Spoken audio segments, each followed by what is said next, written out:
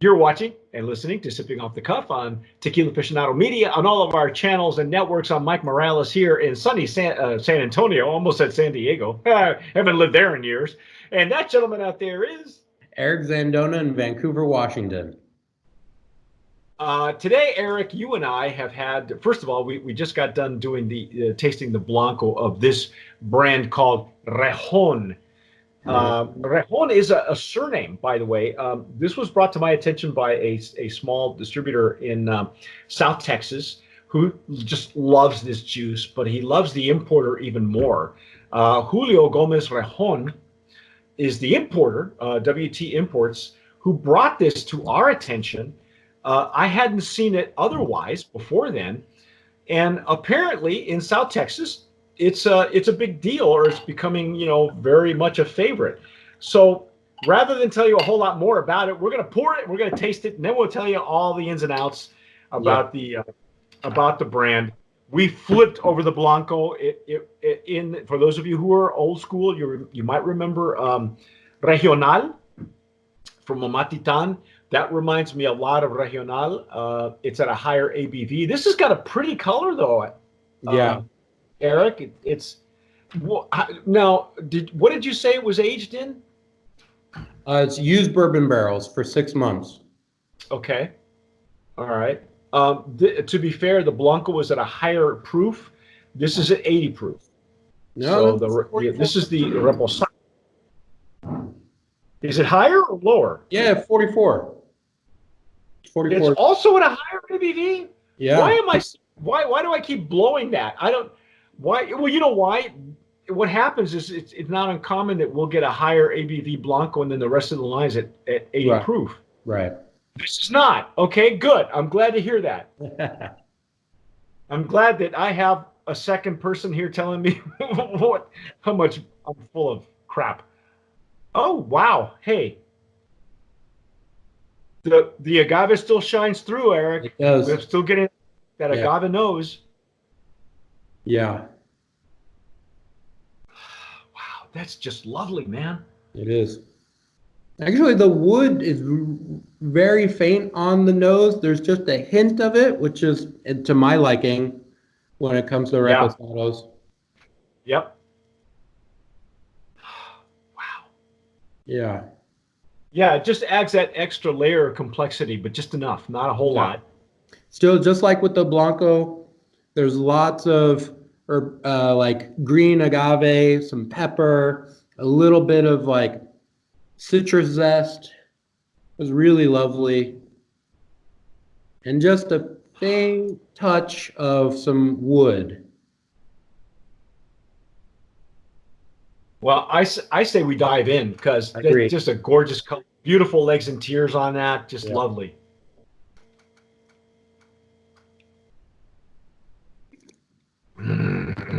Oh, my goodness. Oh. Wow, there's a sweetness there. Oh, got honey sweetness. Yeah. Oh, wow. Wow. So a lot of the Blanco character is still coming through, but there's definitely on the palate, there's more of the wood character, but it's not overpowering at all. It's well integrated. There's a light hint of vanilla. There's a little bit of residual sweetness. It's really well integrated. Yeah, this is a beautiful spirit. Whoever's doing their barrel management, has really outdone himself, because now the finish on this one, it's funny, off camera, Lisa had tasted some of the Blanco and felt that the finish was short to none. And I'd forgotten that was a quality that was going on there. But this finish has a little bit more to it of the Reposado, I think. I'm getting more of the warm fuzzy. Yeah, definitely more lingering agave flavor, but also some lingering sweetness. But at the same time, there's this dryness from the oak that kind of lays on top. that's what I was going to ask you, if you're perceiving any dryness from the bourbon. Yeah. Because I was really surprised how sweet it went in. But I guess that's what bourbon does. It goes in sweet and finishes dry. I thought whiskey went in dry, finishes sweet, because there's a reversal there somewhere. Yeah, I mean Um, an unaged, when a bourbon whiskey goes in, it's usually sort of medium sweetness from the corn, and uh-huh. then it can go, excuse me, it can go a couple of different ways depending on where it's aged and all sorts of other factors, and it can go dry, or it can pick up more sugar from the barrel and then come out fairly sweet. So it kind of depends. We don't Okay. know where Now, these barrels are coming from, so it's hard to say. But well, if they're bourbon barrels, it would have to be a Kentucky bourbon. well, Um, yeah, but Presumably. But yeah, I mean, they could call them bourbon, and they might be Tennessee whiskey barrels. yeah, Because there is a difference. You got Tennessee whiskey and you have Kentucky bourbon. So I always go by what what I'm perceiving first of all, but yeah, what sometimes what the POS material tells us. Um, and personally, I don't know about you, but I really prefer mm, tequilas aged in bourbon barrels as opposed to whiskey barrels. I know, but whiskey barrels like Jack Daniel's barrels are readily available on the secondary market. I mean, it's a yeah, huge secondary market. yeah. Um, but I think with the character of this Blanco, I think that it needed to be aged in a bourbon barrel versus a Mm, whiskey barrel. yeah. Now that it's opening up, now I'm using my Stasso Jarrito for mezcal because it's of course a higher ABV, but I'm getting more wood notes. Yeah, Now more it's opening up. vanilla, more oak, more sweetness from the barrel is coming through. But overall, still really lovely. Yeah, I'm really impressed. This It's is like even just a touch of like orange marmalade. Like there's this orangey sweetness. It's not quite orange zest. It's not quite orange juice. It's this sweet. Do you think it's like a dried orange, maybe? Yeah, yeah, or like candied orange peel, something going on. That's this. It's the mixture of the citrusy character from the Blanco plus the barrel are Okay. meshing together. All right. Well, then, Overall, it's really nice. yeah, then I'll have to go with probably like you said, a marmalade, some kind of a. It's not quite candy, but it's not quite dry like in an extra añejo where you get the dried fruit notes. Yeah, yeah, yeah. But I mean, I think you'll agree with me. Brand of Promise nominee. Oh, yeah, by far. This is outstanding stuff. Yeah. Now, go ahead, break our hearts. Tell us what the price point is on this thing, because So I couldn't believe what we found out for the Blanco. I know. The the, So the in Blanco. What did you say the Texas, Blanco was? the Blanco retails for about $21 for a 750, which is outrageous because it's so good. It could Yeah, easily go for more. And the Reposado retails for all of $24. it's going to set you back, folks. It's delicious. 24 bucks. 24 bucks. This is a crime. Okay, Yeah. ladies and gentlemen, you are watching larceny in video. Okay, this is a crime.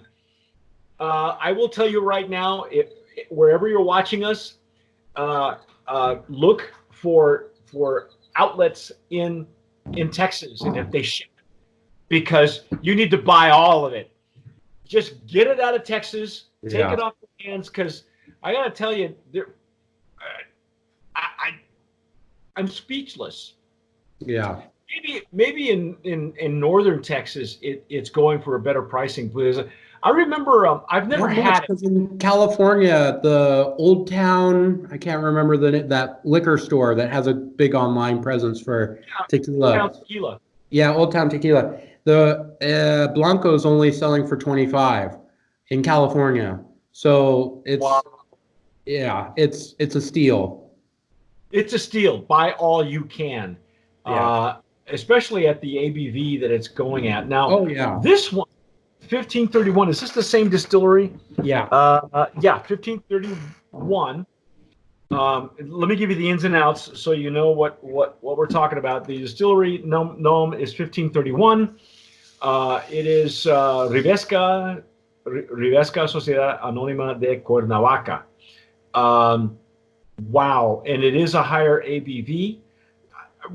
We talked about they have a wow, they have a master distiller that signed this, Hector Rivera, which I imagine is the I guess is part of the distillery. The Mm-hmm. bottles are numbered. I have bottle Yeah. 668, and I have it 685. why is it you guys all okay? All right, I was gonna say you guys always get the earlier numbers. Um, it is signed. It's a signed bottle on the bottom here, right Yeah. there. And, I love their but tagline. It's yeah, a toast for life, a drink for courage. yeah, or what does it say? Oh wait, a toast to life, a drink for victory. There you Yeah, go. well, on the bottle it says courage, which is funny. I think because Well, sure. the I'm sure what POS happened was that Spanish the translation. translation. Yeah. Yeah, the translation didn't. Two people are doing the translation. Yeah. Wow, Brand of Promise nominee. Way to go, man. I'm Yeah. so. Now, I've never had the tequila that some people have died over. It's called Cimarron. Oh yeah. I don't know if you tasted it, but I've had the Blanco. it made headlines all over Texas because every bar in San Antonio, when I moved here 6 years ago now, every bar had it in its well. Yeah. I wasn't sure if it was at this ABV, but they went bananas over it. Every collector, every Facebook group, gotta get Cimarron, gotta get Cimarron, and that was prior to the agave shortage that we're in now. Mm-hmm. And then it just kind of disappeared. I don't know. Everybody got used to paying the price for it, which was probably dirt cheap. And then when they decided to amp the price up a little bit, because it's worth it, Yeah. everybody dropped it. Everybody dropped it, which was sad because, first of all, I don't know who to blame, whether it's the establishments or the brand owners themselves for bringing it to market at such a cheap price. But anyway, if you like Cimarron, you're going to love this tequila. Agreed. And this has more body, more flavor than Cimarron too, because the Blanco, which I had in California, was $19.99 for a liter. It was really nice, but it was definitely, you could tell, a little bit lighter in character, but still really solid Blanco. Made for mixing, excellent tequila. But this is just like, and I believe it was at 40, I believe. But this is just full throttle, classic tequila, amazing flavor at an incredible price. Yeah, get all you can, folks. It's time to clear the shelves. This is one of those we're telling you now, Eric and myself, this is historic because every once in a while, Tequila Aficionado is very fortunate. We get stuff that nobody else has yet or is just coming on the market, and or that are struggling to get notoriety. And this is one of those brands. Wow! Congratulations to the Gomez Rejon family and the importers there. But anyway, that's our take on Rejon Reposado, 6 months in bourbon barrels. Go get all you can. That's right. But stick with us because we got one more one more variety, iteration, mark, brand, however you want to call it. So stick with us. But you have been watching and listening to Sipping Off the Cup on Tequila Aficionado Media on all of our channels. Wherever you're listening to us, please subscribe, whether it's Spotify, iTunes, Anchor FM, wherever you get your podcasts, because you will. That beautiful dulcet tone is Eric Zandona. And if you're watching us on YouTube, please subscribe, hit that notification bell so that every time a Eric Zandona video goes up, you get notified. I'm here. I'm Mike Morales of San Antonio. That gentleman out there is. I'm Eric Zandona in Vancouver, Washington. And again, whatever you do, tomar sabiamente. Sip wisely.